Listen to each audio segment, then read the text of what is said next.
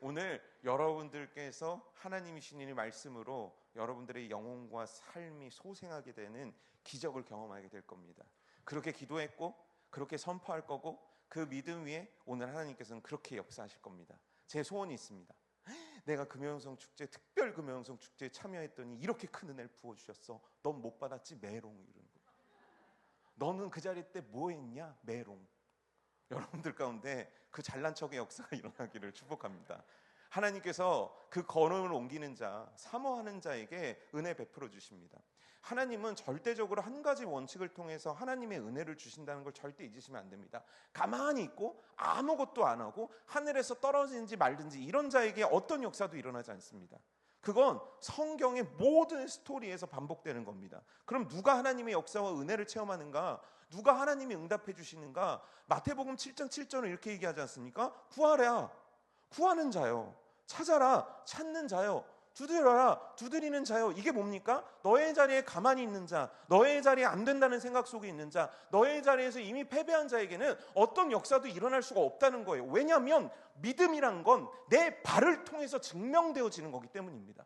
나는 믿음이 있습니다. 근데 지금 너무 어려우니까 기도를 못 하겠습니다. 여러분, 이건 믿음이 없는 겁니다. 믿음이 있다라는 건 뭐냐면 오늘 내가 어렵습니다. 그러니까 구하겠습니다. 오늘 내가 힘듭니다. 그러니까 찾겠습니다. 오늘 내가 막막합니다. 그러니까 내가 두드리겠습니다. 여러분, 이 믿음이 여러분들의 2026년의 믿음이 되어야만 합니다. 어떤 환경 속에 있습니까? 어떤 상황 속에 있습니까? 진짜 하나님이 역사해 주기를 바라십니까? 진짜 우리 가정 하나님이 뒤집어 주기를 바라십니까? 진짜 내 사업장에 하나님의 기적이 임하기를 원하십니까? 진짜 내 인생 속에 치유의 역사가 임하기를 원합니까? 진짜 내 걱정과 근심들이 다 사라지는 하나님, 전능하신 하나님의 일들이 펼쳐지기를 원하십니까? 그럼 딱 하나입니다.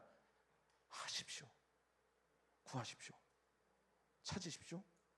두드리십시오. 여러분들의 행함을 통해 여러분들의 믿음을 증명해 보이십시오. 이렇게 교회를 두면 안 됩니다. 저렇게 교회 새벽 예배의 자리를 비워두게 해서는 안 됩니다.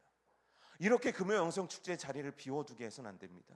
여러분, 말로는 그렇잖아요. 지금 담임 목사님이 안 계십니다. 그러니까 걱정입니다. 걱정입니까? 진짜 걱정입니까? 그 걱정의 자리를 채워야 하는 건 중직들의 무릎입니다.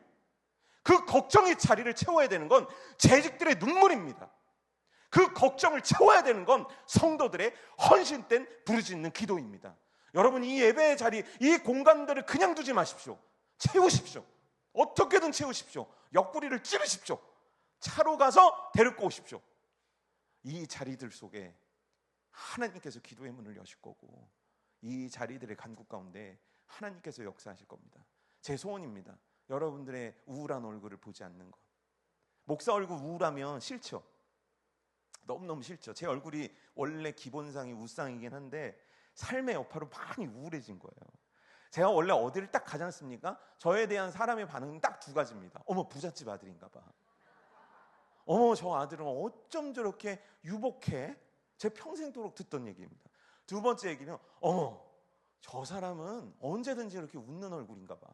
그런데 우리 중학교에 와가지고 그 부자티가 점점 빠져서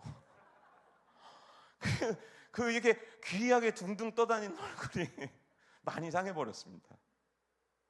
전 여러분들에게서 행복을 보고 싶습니다. 그 행복은 하나님으로부터 주어지는 겁니다. 여러분들의 얼굴 속에 행복을 보고 싶습니다. 우한 가득한 얼굴 말고 하나님 앞에 꽃처럼 방긋방긋 웃는 얼굴. 지금 딱 보니까 그 얼굴이 있습니다. 우리 김진석 장로님 얼굴이 아주 그 타고난 해처럼 빛나고 계십니다. 네. 저렇게 웃는 겁니다. 저렇게 웃는 겁니다. 그런데 목사님, 내 속이 웃을 속이 아닙니다. 내 마음이 웃을 마음이 아닙니다. 내 여건이 웃을 여건이 안 됩니다. 바울도 그랬습니다. 바울은 왜 웃을 여건이 안 되냐면 아팠어요. 너무너무 몸이 아팠습니다. 그 육체의 가시라고 표현하는데 가시가 뭡니까? 계속 나를 찌르는 거예요. 근데 바울이 어떤 사람입니까? 바울에게서 나타난 하나님의 역사 중에서 정말 신비로운 역사 하나가 있는데 뭐 안수를 할 수도 있고 선포를 할 수도 있지 않습니까? 그럼 뭐 귀신이 떠나고 기적이 만들어지는 거 아닙니까? 근데 바울은 어느 정도였냐면 쓰던 손수건을 갖다가 사람 머리에 이렇게 얹으면 그 사람 병이 낫다는 거예요. 이 사람이 갖고 있는 영적인 능력을 얘기해 주는 겁니다. 게다가 바울은요, 다른 성경 인물 어떤 인물도 하지 못한 굉장히 영적인 특별한 체험까지 합니다. 그게 뭡니까? 천국에 갔다 온 사람이에요. 뭐 우리 주변에 천국 갔다 온 사람들이 워낙 많지만 진짜 천국을 보고 온 사람이에요. 그러니까 바울은요, 우리가 생각할 때 바울 사도 이 개념이 아닙니다.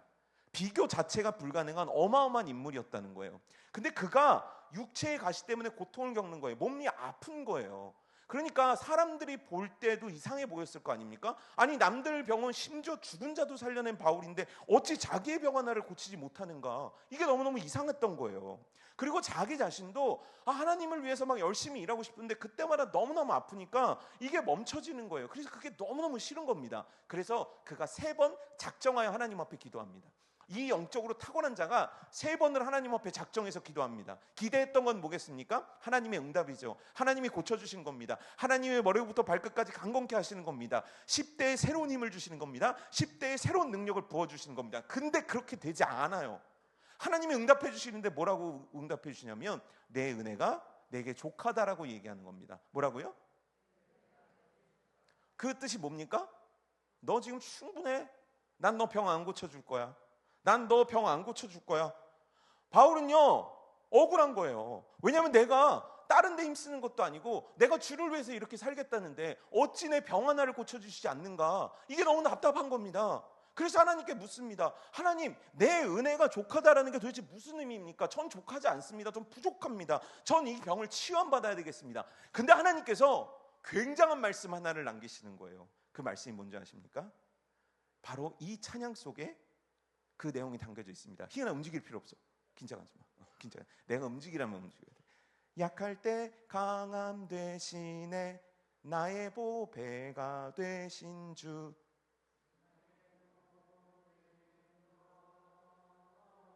네, 너무 신기한 건데 우이중앙교회는 찬양을 시키면 자꾸 화음을 맞추려고 그래요. 약할 때 너의 약함이 나의 강함을 드러내는 통로다라고 얘기하고 계신 거예요. 너의 약함은 약함이 아니라 내가 얼마나 위대한지, 내가 얼마나 능력이 있는지, 내가 얼마나 강한지 세상 가운데 보여주는 통로라는 겁니다. 왜입니까? 이 말씀을 이해할 수가 없습니다. 왜냐하면 우리들이 원하는 건 강함이니까요. 강해서 강한 일을 하는 게 우리가 원하는 거니까요. 그런데 하나님은 그렇게 얘기하고 있지 않는 겁니다. 바울아, 나는 너의 약함을 쓰고 싶다. 너의 형편없음을 쓰고 싶다. 네가 밤새 고통스러워하는 그걸 쓰고 싶다. 네가 밤새 눈물 흘리는 그걸 쓰고 싶다. 네가 사람들한테 존경받고 존중받음을 쓰고 싶은 것이 아니라 바울 자기는 자기 병도 못 고친대요. 바로 그 손가락질하는 너의 연약함을 쓰고 싶다라고 하나님께서는 말씀하시는 겁니다. 그 얘기가 뭡니까? 바울은 이렇게 설명합니다. 여기 그릇 하나가 있다는 거예요. 아주 싸구려 그릇이에요. 근데 이 싸구려 그릇에 20캐럿짜리 다이아몬드가 100개가 들어있다고 칩시다. 그냥 뱉는 거예요. 그런 거 본 적이 없어서. 20캐럿이 얼마나 합니까? 뭐 한 엄지만 합니까? 몰라요? 다이아 없으십니까? 어쨌든 그렇다고 칩시다. 그러면 이 그릇 때문이 아니라 그 안에 다이아몬드 때문에 사람들은 이걸 어떻게 옮깁니까? 애지중지에 애지중지 옮기는 겁니다. 이해되십니까? 그릇은 버려도 돼요. 그런데 그 안에 있는 그 보배로움으로 말미암아 이거를 사람들은 가치 귀히 여긴다는 거예요. 이 그릇 따로, 이 보배 따로를 구분하지 않아요. 그냥 그것 자체를 사람들은 귀하게 여기고 그것 자체를 귀히 옮기고 그것 자체를 금고에다 넣고 그것들을 쏟을까봐 전전긍긍한다는 거예요. 이게 뭡니까? 난 질그릇이고 난 쓸모없는 그릇이고 난 연약한 그릇이고 나는 버림받아 마땅한 그릇이며 나는 누가 취급도 안 하는 인생이야. 그런데 내 안에 보배가 있다는 거예요. 그 보배가 뭡니까? 예수 그리스도예요. 바울에게 그 얘기를 하시는 겁니다. 너 육신은 질그릇과 같다. 너는 언제 깨질지 모른다. 너는 어떻게 될지 모르는 인생이다. 하지만 네 안에 보배가 있는데 그건 바로 예수 그리스도의 능력이다. 예수 그리스도께서 네 안에 계시다. 너의 기적도 예수 그리스도이고 너의 발걸음도 예수 그리스도이며 너의 인생도 예수 그리스도이다. 바울이 그걸 깨달은 겁니다. 여러분, 우리 안에 누가 계십니까? 내 안에 누가 계십니까?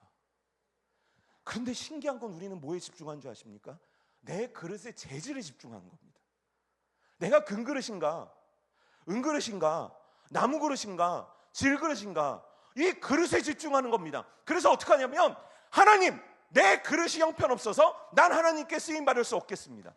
하나님, 내 그릇이 형편없어서 나는 이렇게밖에 살아갈 수가 없겠습니다. 하나님, 내 그릇이 쓸모가 없어서 난 거룩히 살아갈 수밖에 없을 것 같습니다. 하나님, 내 그릇이 형편없기 때문에 난 하나님의 소원을 이루어드릴 수 없습니다. 하나님, 내 그릇이 형편없어서, 하나님, 내 그릇이 형편없어서. 잘 생각해 보십시오. 우리들의 기도의 99%는 전부 다 그릇 타령입니다.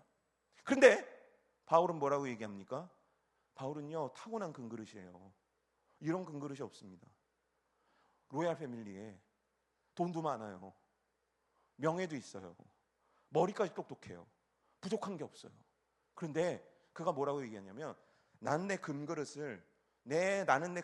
같은 인생을 배설물로 여긴다고 표현해요. 내가 알고 있는 모든 것들이 다 배설물과 같다는 거예요. 왜요? 이 가치, 내 안에 있는 예수 그리스도보다 귀중한 가치는 없다는 거예요. 내가 이걸 보니까 나는 이 금그릇을 버리겠다는 거예요. 난 내 연약함을 자랑하겠다는 거예요. 난 내 연약함을 추구하겠다는 거예요. 왜요? 내 능력은 여호와 하나님으로부터 시작되기 때문입니다. 사랑하는 성도 여러분들이요, 내가 하나님 앞에 갔을 때, 하나님, 나는 질그릇이어서 이렇게밖에 살지 못했습니다. 하나님, 나는 나무 그릇이기 때문에 이렇게밖에 살지 못했습니다. 하나님, 나는 은그릇이어서 이렇게밖에 살지 못했습니다. 하나님, 내가 금그릇인데 이렇게밖에 살지 못했습니다. 그릇을 핑계 댈 수 있는 사람은 단 한 명도 없습니다. 하나님이 원하시는 건 이겁니다. 네 그릇 안에 예수께서 계시다는 거예요. 네 인생 안에 능력이 있다는 겁니다. 너의 예수께서, 너의 하나님께서 너에게 능력을 베푸시는 이라는 겁니다. 자, 묻고 싶습니다. 그 능력을 사모하십니까? 그 능력을 붙잡고 계십니까? 그 능력이 내 인생을 바꾸어 놓을 것을 확신하십니까?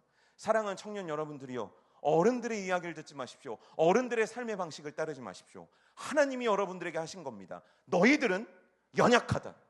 하지만 난 너희들의 연약함을 속에 나의 강함을 드러내리라. 너희의 연약한 인생 가운데 나의 위대함을 드러내리라. 여러분, 이 말씀을 믿으시길 바랍니다. 우리 유초등부 어린이 여러분들 연약하시죠? 그렇죠? 공부도 어렵죠? 집중하기도 어렵습니다. 왜 말을 못하게 해? 사람은 말을 해야 돼. 사람은 말을 해야 사는 거야. 사람이 말을 안 하면 동물하고 똑같은 거야. 그래서 말을 해야 돼. 대답도 하고 반항도 하고 때로는 엄마 배도 지르고 막 이렇게 사는 거예요. 자, 어린이 여러분들도 연약해요. 새벽 예배 갔다 와서 낮잠 잤어요? 안 잤어요? 잤죠? 왜요? 몸이 연약한 거예요. 몸이 연약해서 시간이 되면 졸린 거예요. 저희 집에도 이제 윤호가 있는데, 윤호가 이제 방과후를 가는 거예요. 그러니까 방과후를 가야 되니까 몇 시에 일어나야 되냐면 8시에는 일어나야 되는 거죠. 일어나는데 오늘 어떻게 일어나냐면 이불을 팍 차는 거예요. 에이, 피곤한데, 에이, 졸린데. 왜죠? 우리 연약해요. 새벽 예배 5일도 피곤해 죽겠는 거예요. 새벽 예배 5일만 해도 입술 다 터지는 겁니다. 우린 그런 자입니다. 그럼 우리가 뭘 할 수 있겠습니까? 우리가 그런 하나님의 위대함을 깨닫기나 합니까? 알기나 합니까? 생각하기도 합니까? 그런데 나의 예수께서, 내 안에 계신 예수 그리스도께서 내 능력이 되어주신다는 겁니다. 예수 그리스도께서, 내 안에 계신 예수 그리스도께서 나의 강함이 되어주신다는 겁니다. 여러분, 이게 우리의 소망입니다. 여러분, 이게 우리의 힘입니다. 여러분, 우리는 예수 그리스도가 우리 안에 있어 질그릇과 같은 인생이지만 가장 보배롭고 존귀하며 귀하게 쓰임받는 것이 바로 저와 여러분들의 인생임을 여러분 확신하시기를 주님의 이름으로 축복합니다. 그래서 나쁜 말 하지 마십시오. 에휴, 저것들 하여간 말도 안 듣고 저렇게 떠들기나 하고 그냥 어른 닮아가지고 음료수들 하나하나씩 갖고 오고 이런 얘기 하지 마십시오. 얼마나 귀하니 너희 안에 예수 그리스도께서 너희를 위대하게 만드실 거다. 여러분, 자식 새끼들 중에 말 안 듣고 속삭이는 자식 새끼들이 있죠. 걔네들은 새끼예요. 아주 그냥 저한테도 그런 자식 새끼들이 있습니다. 그런데 잘 생각해 보십시오. 여러분들이 그 자식 새끼들한테 뭐라고 그러는지.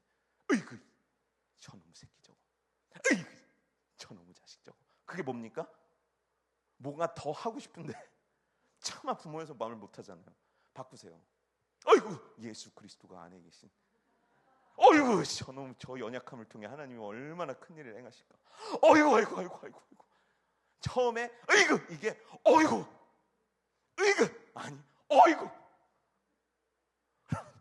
가상의 여러분들의 자녀를 놓고 한번 해보시죠. 자, 따라해 보세요. 어이구. 평소에 반만큼, 박정희 권사님 평소에 반만큼만 하세요. 너무 집어넣지 마시고. 으이그. 근데 이게 어이구. 왜요? 그 안에 예수 그리스도라는 보배가 그의 강함이 되기 때문입니다. 이걸 깨달았던 자가 갈렙이라는 사람입니다. 갈렙은요 45살 때까지 그의 직업이 뭐였냐면 노예였습니다. 그러니까 소망이 없던 사람이에요. 근데 어느 날 하나님께서 그의 인생 가운데 오시고 그로 하여금 홍해를 건너게 하시는 기적을 만들어내십니다. 그리고 어느 날 모세가 부른 거예요. 갈렙아. 네. 그리고 보니까 옆에 누가 있냐면 12지파의 대표가 되는 젊은이들이 쫙 모인 겁니다. 우리 중앙교회로 따지면 누굴까요? 우리 중앙교회로 따지면 이 12명 누가 될까요? 아마 장로님들은 나지 이럴 거고, 우리 회장님들은 나지 이럴 거고, 그렇죠? 목사님들은 나지 이럴 거고, 맞아요. 그대들입니다. 그래서 12명이 딱 나왔습니다. 그리고 그 12명에게 한 가지 미션을 맡깁니다. 그건 뭐냐면 내가 너에게 제시할 가나안 땅이 얼마나 좋은 땅인지를 좀 보고 와라. 그리고 12명의 정탐꾼들이 그 땅을 향해 갑니다. 그리고 샅샅이 봅니다. 그리고 그들이 돌아올 때 뭘 갖고 왔습니까? 제일 상징적인 하나가 있었죠. 포도넝쿨을 하나 갖고 오는데 그걸 어떻게 사람들이 갖고 옵니까? 양 어깨에 메고 으쌰 이렇게 옵니다. 이 얘기는 뭡니까? 포도넝쿨이 무겁다 가볍다? 크다 작다? 크다는 거. 그렇죠?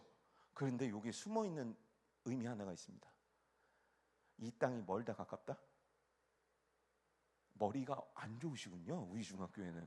그 땅이 멀다 가깝다? 예? 멀어요 가까워요? 이거 진짜 물어봐야겠네. 한 명. 저 누구한테 물어볼까요? 저기 집사님, 예. 딸 때문에 고생 많으셨습니다. 보통 아빠가 끌고 오는데 저 집은 딸이 끌고 오더라고요. 자, 그 땅이 멀다는 겁니까 가깝다는 겁니까? 그렇죠. 아는데 왜 대답을 안 하는 겁니까? 알면 안다. 난 네가 싫으면 싫다. 당신 왜 그러냐? 왜 설거지를 안 하냐? 이렇게 얘기할 수 있는 겁니다. 남자들은. 하지 마십시오. 쫓겨나니까. 가깝다는 거예요. 그러니까 얼마나 흥분되는 겁니까? 그리고 보고를 시작하는데 그 보고의 첫 내용이 이겁니다. 모세요 백성들이여 잘 들으십시오. 그 땅은 진짜 좋습니다. 그 땅 진짜 좋습니다. 그러니까요 일제히 환호가 와 들리는 겁니다. 일제히 환호가 야 생각을 해봐요. 노예였다가 지금 하나님이 땅 준다. 땅 갖기 싫어요? 강남 땅 준다면 어떻게 했습니까? 반응이. 자, 그 사람들이 이 보고를 듣자 반응이 이와 같았습니다. 고맙다 영희야. 네. 그래 영희밖에 없구나. 근데 세상에 그렇게 와 해놓고 갑자기 사람들이 분위기가 달라지는 겁니다. 왜냐하면 여기 있는 10명이 딱 나왔고 잠깐 와 한번 해보세요. 자 시작. 자 가만. 이 와 할 일이 아닙니다. 이 와 할 상황이 아니에요. 잘 들어보세요. 내가 거길 갔는데 그 사람들은 세상에 철병거가 있다. 우와 철병거가요? 이 땅하고 바퀴가 이만한데 거기에 칼들이 이렇게 달려있고 내가 그 사람들 딱 봤는데 키가 이만하는데 세상에나 그 앞에서 딱 우리의 피지컬은 뭐냐면 여러분 잘 들으십시오. 메뚜기 같았습니다 라고 얘기합니다. 자 그럼 이 얘기 가운데 어떻게 해야 됩니까? 이 얘기 가운데 이 얘기에 사람들은 매혹당하기 시작합니다. 진짜요? 우리 진짜 큰일 났는데요? 우리 진짜 죽었는데요? 우리 인생은 정말 끝인데요? 그래놓고 놀라기 시작하더니 이게 금세 웅성웅성으로 바뀌기 시작합니다.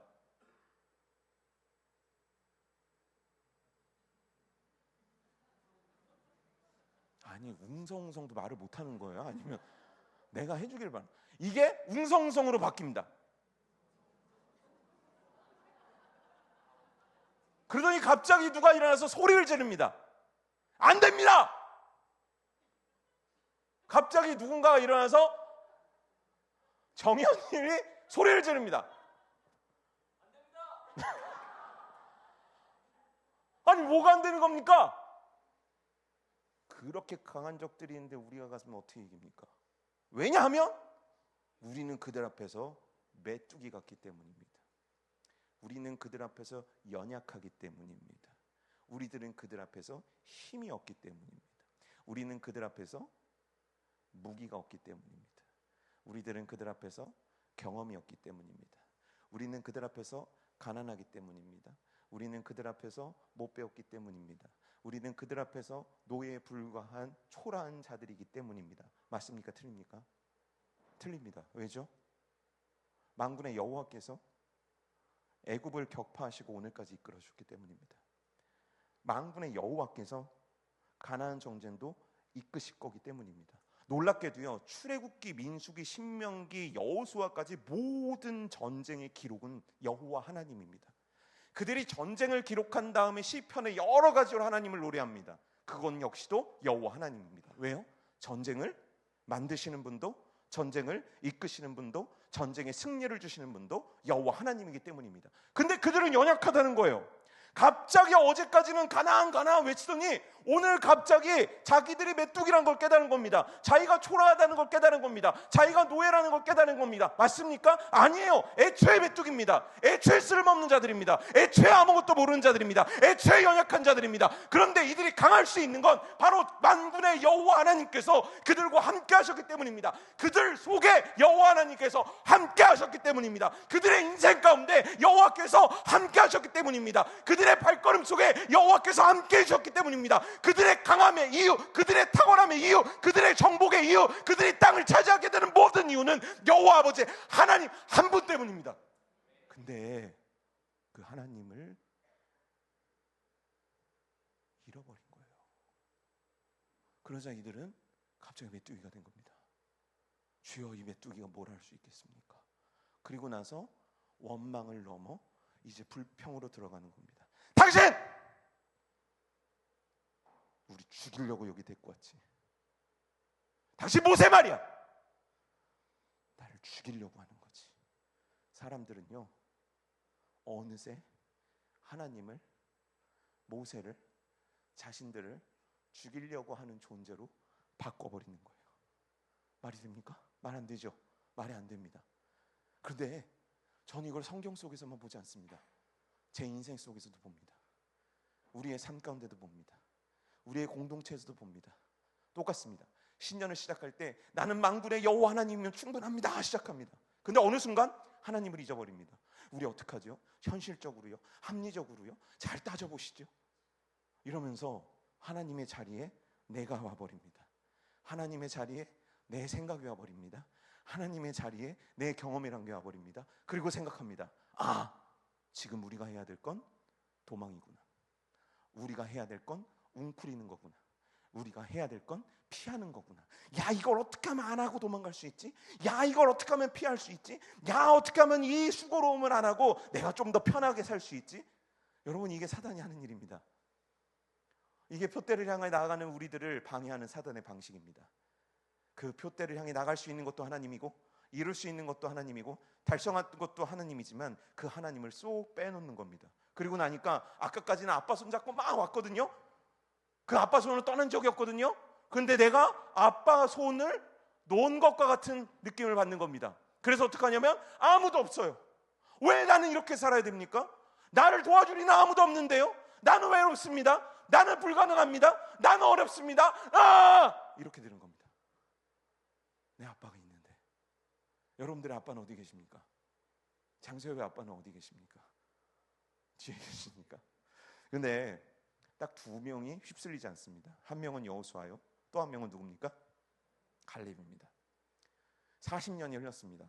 40년 동안 우리는 이렇게 표현합니다. 하나님께서 이스라엘 백성들을 성숙시켰다. 전혀요. 하나님께서는 40년 동안 이스라엘 백성들을 성숙시키지 않았습니다. 하나님께서는 40년 동안 이스라엘에게 대가를 치르게 하셨습니다. 다 죽여요. 그때 하나님 뜻을 따르지 않았던 20살 이상의 모든 남자들을 다 죽입니다. 매일 광야에서 장례식이 끊이지 않습니다.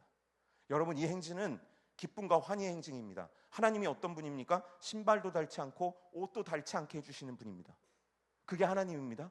하나님이 어떤 분입니까? 하나님은요, 광야에 길을 만드시고 강을 내시는 하나님입니다. 그런데요, 그들이 죽는 거예요. 왜요? 하나님께서 죽게 하셨기 때문입니다. 40년은요 이들을 단단히 만드는 시간들이 아닙니다. 40년은요 이들에게 있어서 고통의 시간이고 아픔의 시간이고 있을 필요가 없는 시간들이었습니다. 근데 그 40년 동안 묵묵히 죽지 않고 이 자리를 지켜냈던 두 사람이 있었던 거예요. 누굽니까? 여호수아와 갈렙이라는 사람이에요. 대답해줘서 고맙습니다. 그리고 정복전쟁은 펼쳐지게 되고 여리고 성도 무너지고 아이 성도 무너지고 연합군들이 이겨내고 하늘에서 우박이 떨어지고 하나님의 놀라운 역사 가운데 승리는 내 것일세 역사가 만들어지는 겁니다. 그런데 이제 전쟁이 어떻게 됐냐면 큰 전쟁이 끝나고 각 지파별로 땅을 나눠줘야 되는 전쟁이 있는 거예요. 근데 그때 갑자기 85세가 된 할아버지가 등장하는 겁니다. 그동안 등장 안 했거든요. 전쟁 씬에서 등장하지 않았던 85세 할아버지가 아이고 이렇게 등장했을까요? 아니요. 어떻게 등장했을 것 같아요? 은수야 어떻게 등장했을 것 같아요? 85세 할아버지가? 에? 말 타고? 말 타고? 근데 거긴 사막이어서 말을 타기가 좀 어려운데 어떻게 등장했을 것 같아요? 어떻게? 준수야 어떻게 등장했을까? 네. 아주 잘 니네 아빠 같다 야. 어떻게 등장했냐면 잘 보세요.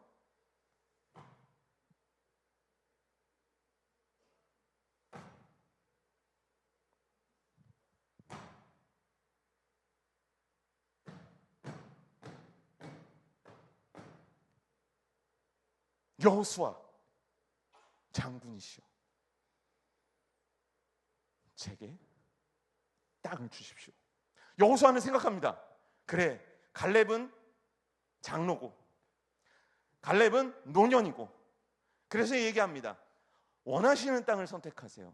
자 여러분 어떤 땅을 선택하시겠습니까? 하나님께서 여러분들에게 원하는 땅을 선택하라면 어떤 땅을 선택하시겠습니까? 기름지고 좋고 양치기 좋고 농사짓기 좋고 돈 많이 벌고. 그런데 갑자기 갈렙이 뭐라고 했냐면 산지를 달라는 거예요. 여러분 산지 좋습니까? 산지 싫죠? 산이 껴있으면 개발하기가 어려워요. 왜냐하면 층수가 제한되거든요. 산이 있으면 개발하기가 어려워요. 왜냐하면 밑이 돌이거든요. 산속에 집이 있으면 아우 살기 어려워요. 모기도 많고요. 양 키워야 되는데 양들한테 풀을 먹이려면 아우 힘들어요. 근데 왜 허구 많은 좋은 땅 다 내버치고 자기한테 산지를 달라고 그러는 겁니까? 이유는 간단합니다. 그때 하나님께서 모세가 나에게 약속했습니다. 이 산지를 나한테 주겠다고요. 그 산지에는 누가 사냐면 이들을 메뚜기로 만들었던 안악 자손들이 살고 있는 겁니다. 거인들이 살고 있다는 거예요. 굉장한 사람들이 살고 있다는 거예요. 우리식으로 따지면 돈도 많고 스펙도 좋고 몸도 좋고 얼굴도 잘생기고 또 뭐가 좋아야 됩니까? 뭐든지 좋은 사람들이 살고 있다는 거예요. 그래서 모두가 안 가려는 거예요. 그 땅은 안 돼요. 그 땅은 안 돼요. 그 땅은 못 가요. 왜냐하면 우리는 연약하니까요. 그 땅은 안 돼요. 왜냐하면 우리는 연약하니까요. 그 땅은 못 가요. 왜냐하면 우리는 연약하니까요. 그 땅은 접근할 수 없어요. 우리는 연약하니까요. 그런데 갈렙이 85세 갈렙이 그 땅을 달라는 겁니다. 그리고 얘기하는 거예요. 나는 40년 전이나 지금이나 아직도 강건합니다. 사실일까요? 가짜일까요? 40살하고 48살하고 80을 하면 누가 이깁니까? 갈렙의 전성기 지났습니다. 그의 신체적인 나이는 이미 고령으로 넘어갔습니다. 그의 지혜, 그의 말, 그의 실력 모든 건 다 뒤처질 수밖에 없습니다. 어쩌면 그의 인생 가운데 가장 연약한 시기가 지금 85세의 갈렙입니다. 그의 인생 가운데 제일 힘이 없는 나이가 85세의 갈렙입니다. 그런데 그는 얘기하는 거예요. 난 힘이 여전합니다. 왜입니까? 내 안에 하나님이 계시기 때문입니다. 그래서 그가 얘기하는 거예요. 저는 그 땅을 차지할 수 있으리라 믿습니다.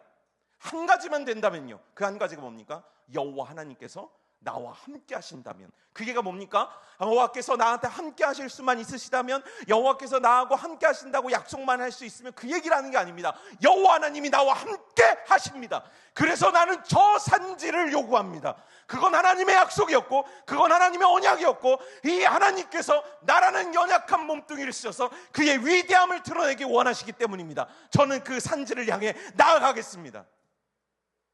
비교되지 않습니까? 40년간 죽은 인생들과 갈렙의 인생과 말입니다. 오늘 말씀은 우리들에게 그걸 얘기하는 겁니다. 이사야 선지자가 이 말씀을 할 때 이스라엘은 어떤 상황이었냐면 바벨론 포로기입니다. 이게 전에 사사기 때도 그렇고 북이스라엘 때도 그렇고 남유다 때도 그렇고 적들이 침범해서 이들을 괴롭게 한 날들은 많았어요. 근데 단 한 번도 성전이 없어진 적이 없었어요. 단 한 번도 성벽이 없어진 적이 없었어요. 단 한 번도 솔로몬의 그 대단한 그 집이 사라진 적이 없었어요. 왕궁이요. 근데 그게 없어졌다니까요. 그러니까 이 얘기는 뭐냐면 가능성이 제로라는 거예요. 그래서 이들은 포로로 낙담하며 지쳐있으며 힘들었으며 괴로웠으며 희망이 없었으며 소망이 보이지 않았던 시기예요. 왜냐하면 어떤 가능성도 없었으니까요. 왜요? 그 이유는 간단합니다. 우린 지금 바벨론에 비해서 너무 연약합니다. 우린 힘이 없습니다. 우린 능력이 없습니다. 우린 권능이 없습니다. 우린 실력이 없습니다. 우리를 누가 도와주겠습니까? 세상에 누가 포로를 도와서 독립시켜서 한 나라를 다시 만드는 일을 할 수 있겠습니까? 지금 그 호소를 하고 있는 거예요. 우린 안 됩니다. 그게 지금 우리가 잘 아는 이사야서 말씀 속에서의 이스라엘 백성들, 유대인들이 처해 있는 상황인 거예요. 암울해요. 빛이 보이지 않고 소망이 보이지 않고 우울한 것, 그게 암울함입니다. 근데 그때 하나님께서 이사야 선지자를 통해서 이렇게 말씀하시는 거예요. 얘들아 잘 들어봐라. 얘들아 잘 들어봐라. 오직 여호와를 앙망하는 자는, 오직 여호와를 앙망하는 자는, 이 암울한 인생 가운데 오직 여호와를 앙망하는 자는, 이 암울한 시대 속에 오직 여호와를 앙망하는 가장은, 이 상황 속에서 오직 여호와를 앙망하는 어머니는, 오직 이 상황 속에서 여호와를 앙망하는 목회자는, 오직 이 상황 속에서 여호와를 앙망하는 청년들은, 이 시대 가운데 오직 여호와를 앙망하는 학생들은, 이 상황 속에서 오직 여호와를 앙망하는 어린이들은 어떻게 됩니까? 독수리가 날개쳐 올라간 같을 것이요. 독수리가 고대에는 뭐를 상징했냐면 불멸을 상징했어요. 워낙 높이 올라가니까 사람들이 어떻게 생각했냐면 저 높이 올라가면 태양에 타버린다는 거예요, 날개가. 그럼 어떻게 되냐면 다시 날개를 접고 내려간다는 거예요. 그럼 어디로 빠집니까? 위천? 위천은 죽죠. 바다로 빠지는 거예요. 그리고 다시 솟구쳐 오른다. 그래서 그 사람들은 독수리를 불멸의 대상으로 봤다는 거예요. 그런데 오늘 말씀은 독수리를 쓰고 있다는 거예요. 이게 무슨 의미입니까? 너희들을 그 누구도 죽지 못하게 하리라. 너희들을 그 누구도 실패하지 못하게 하리라. 너희들을 그 누구도 무너지게 못하리라. 왜냐하면 너희가 여호와 하나님을 앙망하고 있기 때문이다. 그리고 두 번째 듣는 예입니다. 이번엔 달리기입니다. 자, 누가 잘 달리겠습니까? 제가 잘 달리겠습니까? 장세호 청년이 잘 달리겠습니까? 그래요, 아들이 잘 났겠죠. 자, 제가 잘 달리겠습니까? 김성빈이 잘 달리겠습니까? 김성빈 아버지. 김성빈 아버지 안 계십니까? 성빈이가 이기죠. 당연한 겁니다. 이거 다 한 명씩 해야 됩니까? 자, 제가 달립니다. 자, 김무석 장로님과 제가 달리면 누가 이기겠습니까? 네? 제가 이겨요? 왜 저기 부인은 그렇게 생각 안 할 수 있는데요? 우리 장로님이 이기죠. 그건 모르겠습니다. 한번 달려봐야지. 그런데 이 달리기에서 압도적으로 이기는 사람이 있습니다. 누굽니까? 장년이에요. 강건한 자입니다. 근데 말씀은 뭐라고 표현되어 있냐면 장정이라도 넘어지며 자빠진다는 거예요. 그런데 잘 들으십시오. 오직 여호와를 앙망하는 자는 내가 새 힘을 주리니 그는 넘어지지도 않고 그는 자빠지지도 않고 그는 실족하지도 않는다는 거예요. 그럼 여호와를 앙망한다는 게 무슨 뜻인 줄 아십니까? 잘 들으십시오. 오늘 암울한 오늘, 아무것도 보이지 않는 오늘, 여호와 하나님을 소망하는 자입니다. 여호와를 소망한다는 게 뭡니까? 당신이 답입니다.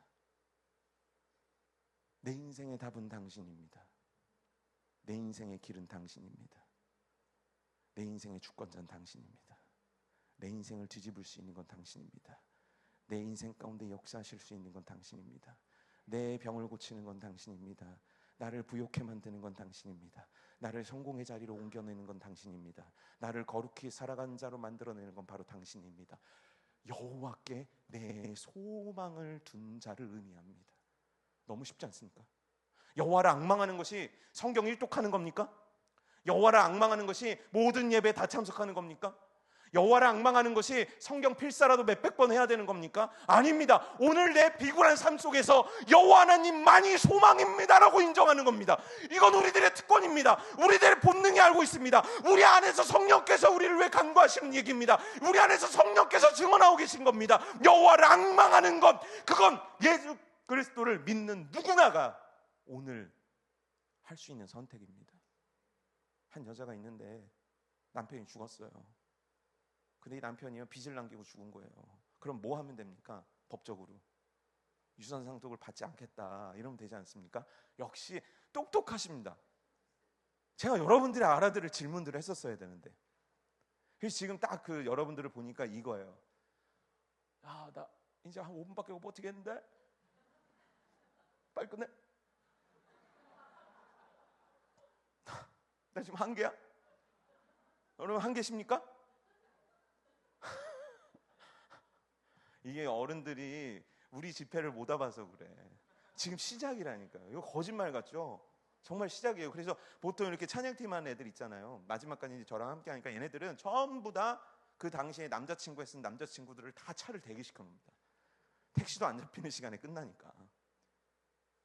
여러분, 이 여자는 그걸 몰랐어요.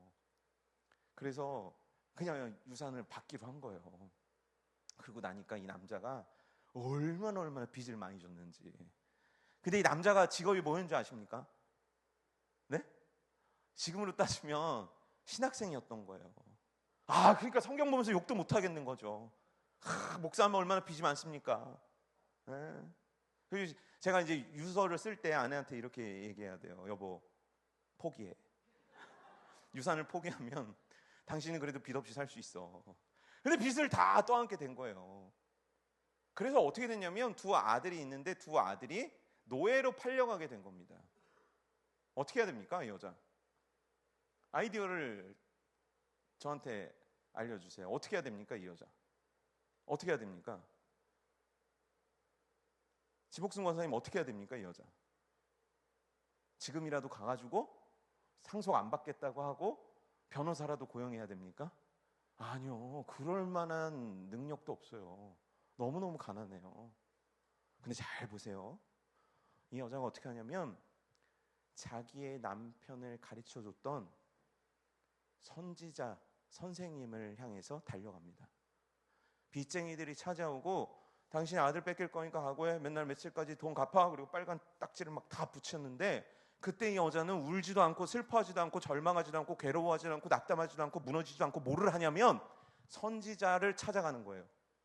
선지자를 찾아간다는 행동이 뭔지 아십니까? 하나님을 앙망합니다라는 뜻이에요. 하나님 당신에게 가면 당신이 나한테 해답을 줄 수 있습니다. 그래서 달려가는 거예요. 그리고 만난 사람이 누구냐면 하나님의 사람 엘리사였습니다. 엘리사가 뭐라고 얘기한 줄 아십니까? 집에 뭐가 있니? 물어봅니다. 자, 여러분 집에 뭐가 있으십니까? 저한테 얘기해 보시죠. 자, 집에 뭐가 있으십니까? 금도 있으십니까? 그건 비밀. 은도 있으십니까? 그것도 비밀. 달러 좀 있으십니까? 그것도 비밀. 혹시 주식 채권이라도 좀 있으십니까? 그것도 비밀. 저금통이라도 있으십니까? 아무리 여기 가난해도 집에 쌀은 있습니다. 아무리 여기 가난해도 집 장롱 뒤지면 100원짜리 하나라도 있습니다. 아무리 가난해도 이불 코트 하나 정도는 다 있습니다. 그런데 이 여자 집에는 그것도 없는 거예요. 그리고 나서 너 집에 뭐가 있니? 했더니 그 여자가 뭐라고 얘기하냐면 기름 조금뿐입니다. 기름이 뭡니까? 올리브유입니다. 집에 올리브유 많아요? 적어요? 조금이래요. 조금이란 게 도대체 얼마큼입니까? 간당간당한, 지금으로 따지면 식용유병이 있는데 그 밑에 요만큼 있는 거예요. 그거 다 해래요. 어떻게 해요, 이 여자? 끝난 거잖아요. 근데 보세요. 조금뿐입니다 라고 얘기하고 이 여자 부끄러워서 도망갔더라, 포기하고 도망갔더라, 그렇지 않습니다. 하나님의 사랑 앞에서 가만히 있습니다. 그의 입술에서 말씀이 떨어질 때까지 가만히 있습니다. 왜입니까? 내 유일한 소망은 하나님 당신이기 때문입니다. 내게 말씀을 해주세요.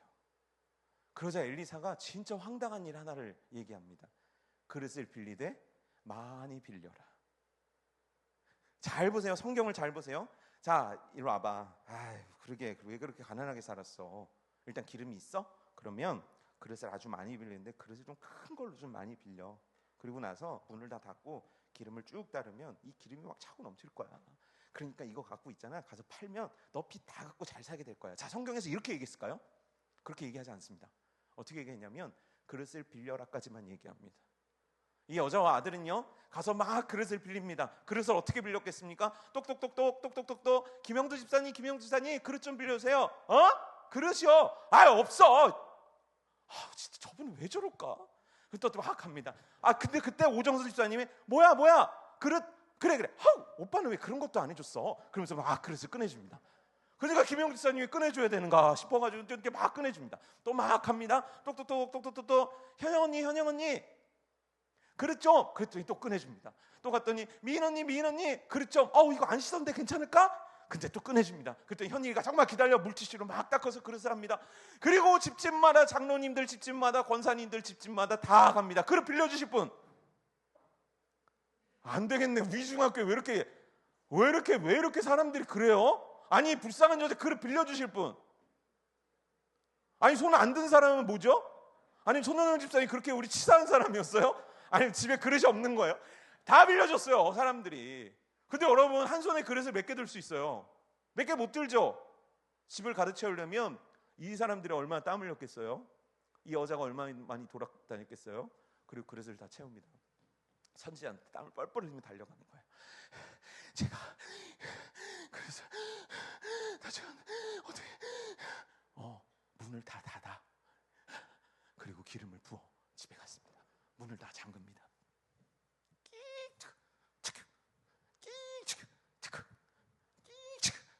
자, 이 집의 창문은 몇 개였습니까? 네? 2개였습니다. 문은 몇 개였을까요? 2개였습니다. 뭐를 해도 못 맞춥니다. 내가 문이라고 그러면 아까 그게 문이고 그게 창문이라고 하면 내가 창문이기 때문입니다. 자, 그래서 했습니다. 그리고 나서 자, 이제 기름을 부을게, 아들들아 준비를 해라. 그리고 엄마가 기름을 붓습니다.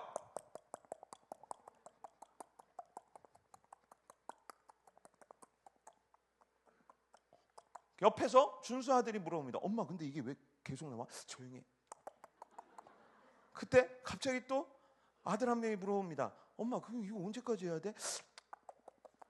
엄마, 이제 넘칠 것 같아. 그만. 자, 다음 그릇.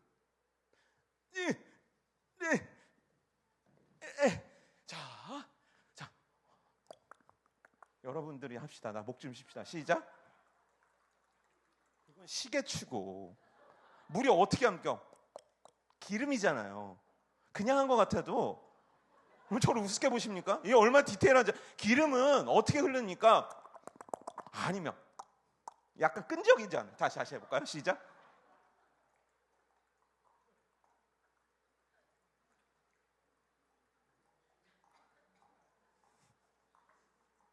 그래, 남의 집 기름이니까 무슨 상관이냐, 쏟아지는지 말든지.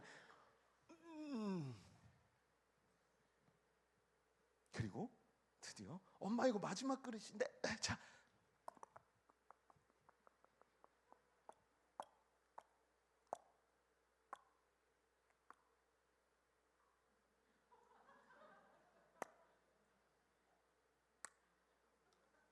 엄마, 이제 기름이 안 나와. 그리고 어떻게 했습니까?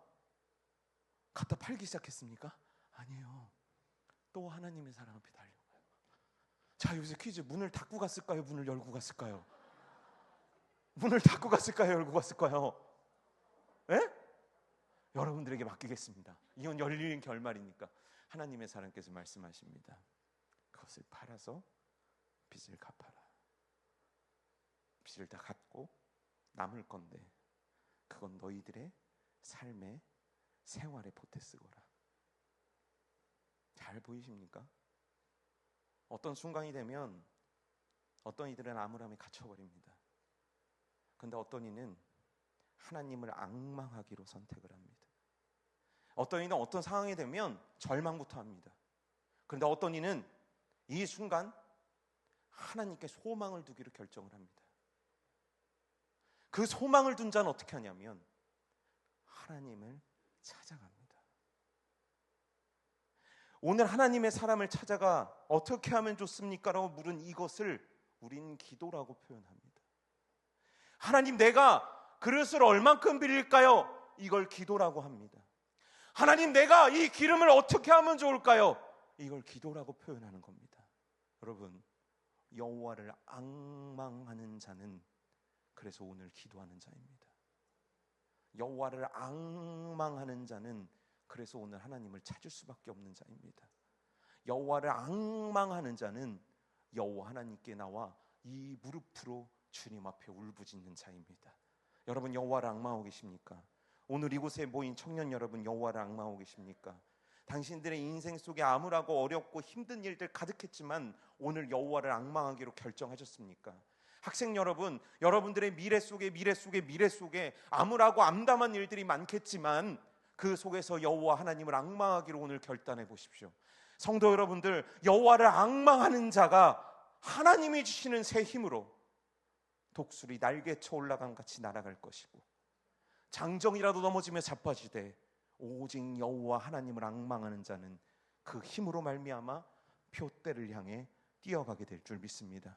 여호와를 앙망하는 여러분 되기를, 여호와를 소망하는 여러분 되기를 주님의 이름으로 축복합니다.